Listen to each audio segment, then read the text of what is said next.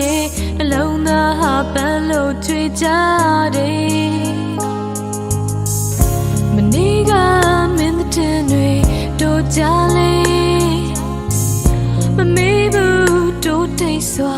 မျိုးသိမ်းကမယ်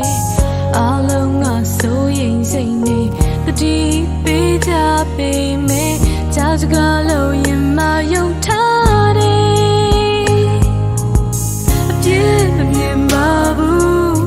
ချစ်ချင်ကြပဲသိရနာ